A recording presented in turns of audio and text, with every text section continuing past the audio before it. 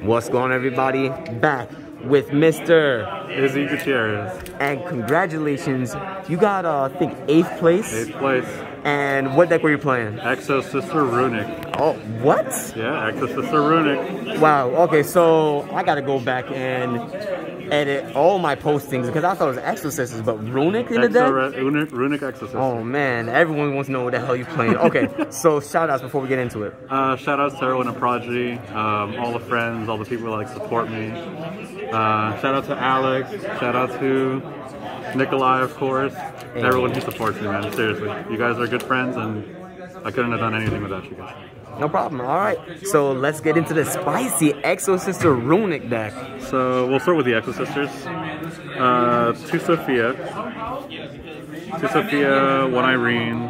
Oh, and she's max rarity. Oh, this is 1 beautiful. Stella, 3 Alice, and 3 Martha. I have to get her Starlight now. The deck performed, so I have to get it. I wasn't gonna do it, but I have to now. So that's the Exosister lineup.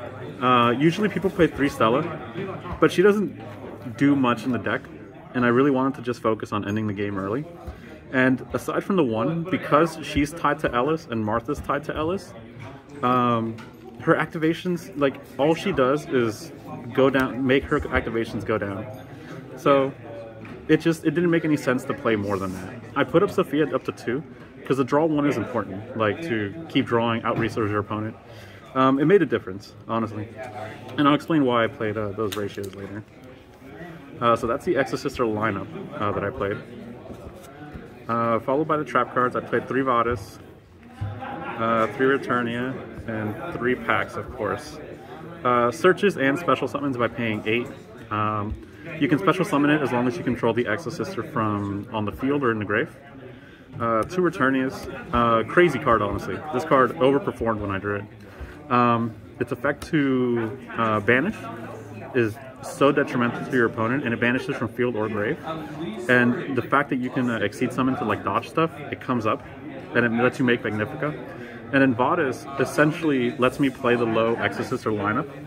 So that way, even if I don't draw Martha specifically, as long as my opponent's playing the game, I can chain Vadis when they try to touch their graveyard, and then it'll resolve, and then I'll get free exceeds.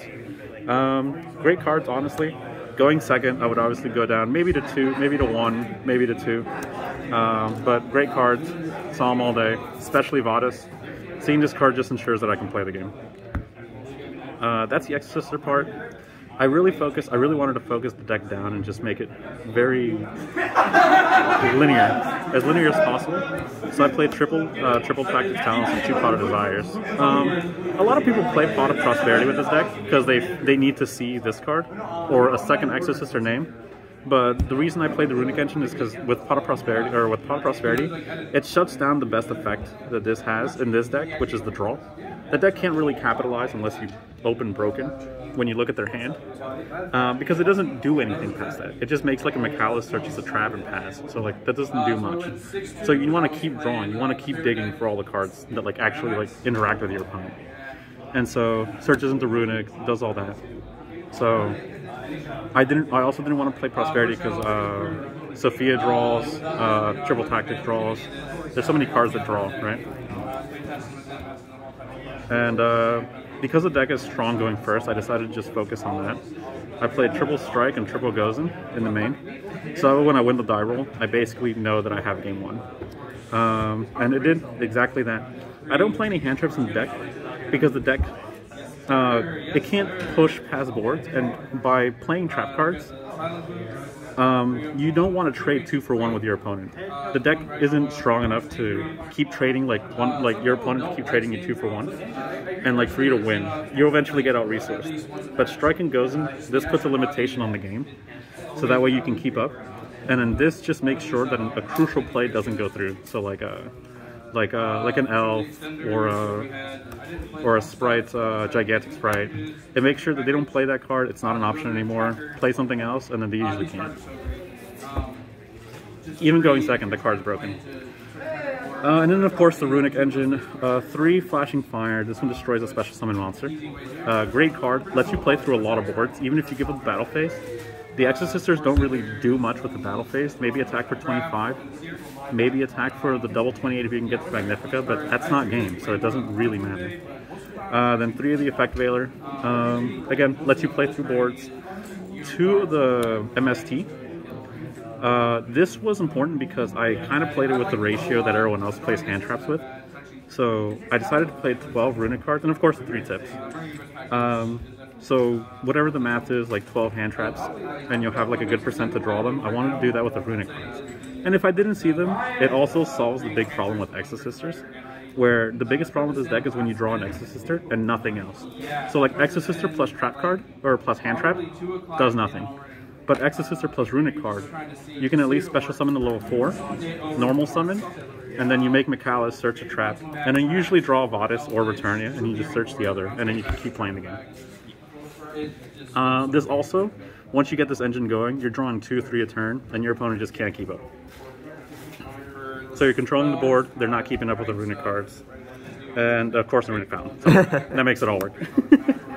Extra that's a 40 main? 41. 41 main? 41. Side deck. Oh, I guess extra deck. Extra deck, of course. The Mikalises, of course. The Heart and Soul of the deck. Summoned at least 2 every game. I think the third did come up. There was a game in the last round where I summoned all 3. 2 Magnificas, of course. Broken card. Spears and Starlight's beautiful. Yes. That's why I have to get the Starlight Martha now. She's insane, honestly. I didn't realize how hard she was to remove until I started playing her. Like the fact that she can quick effect banish, and if your opponent reacts with anything, imperm, whatever it is, she can just tag out into whatever's underneath, which is Mikalis. So not only will you get to dodge whatever they're doing, but you'll also tag out into Mikalis, and then Mikalis will also have her effect to banish. A Soul Fuel is the one that Soul Fuel is the one that makes the Tearament hard for them. Just shuts down the Grave Abyss Dweller. Gabrine is your OTK/Imperm machine. If you go against a deck that does anything on the field, you kind of don't want to resolve Appaloosa or what have you, then you make Gabrine and the Soul Fuel. Plus Gabrine and Magnifica is over 8,000 damage by themselves. So yeah, the deck can OTK. And then Caspatel, of course, for whatever reason, TCG made her effect mandatory. So she loses to cards like Ghost Ogre, because why not, right? Let's make the card worse. So on summon, neither player, once he's Exceed summoned, neither player can special summon from grave. And then of course you can detach to search an Exosister monster. So that's the Exosister lineup. Then I played a Zeus, never came up, it's just in here because it's Starlight. That's all. The Runic cards that serve actually a third purpose that I didn't mention. Both Huggins and the Fangs. None of them really activated effects. I think I activated the effect once to like search the fountain. But this also protects you from like blowout cards. Lightning Storm, people love Lightning Storming you, Raigeki-ing you. The deck would normally lose to those cards. You just chain a Runic card, get Huggins, saves the rest of your board, they lose.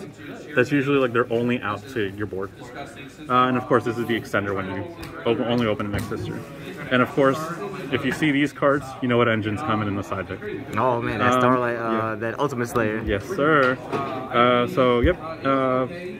These cards were absolutely great. Omega is definitely the correct choice with Ultimate Slayer, which will come up, of course.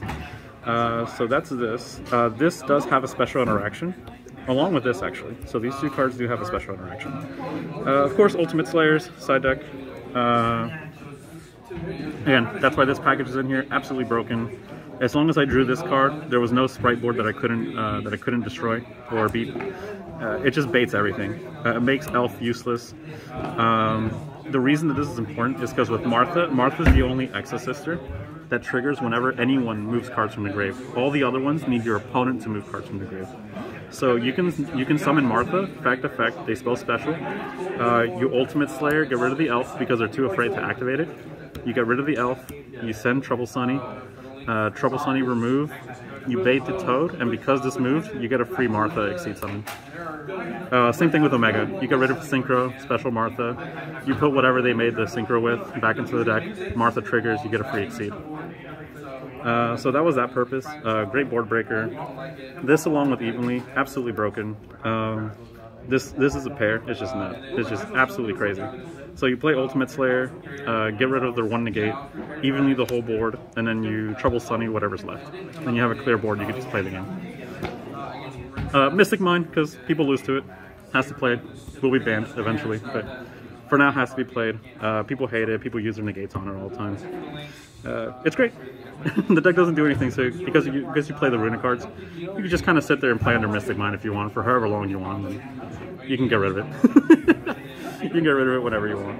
And of course, the going first cards, I only like dedicating like 5 or 6 cards to like going first.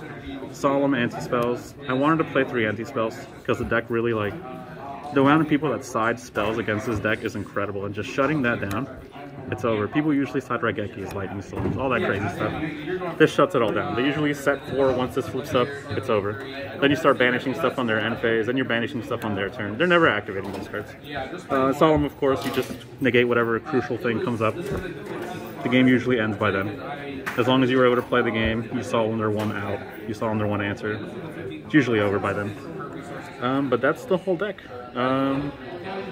Yeah, it performed beautifully. I have to work on getting the Starlight Marthas, and that's everything. Man, well, congratulations. I think out of all the decks, this is like was the most unique one. Like Exosisters are Exosisters, but you put into the Runic stuff in there. Yeah, man, there's supposed to be a deck, not an engine, but we just like making everything an engine. I wanted to go XO. I almost did it, but I punted my round 3 against Mathmech. I should have been able to make the joke Exosister with Exosister, but we'll see if we can do it some other time. All right, man. Well, congratulations, and hope to see you do more in the future. All right. Thank you.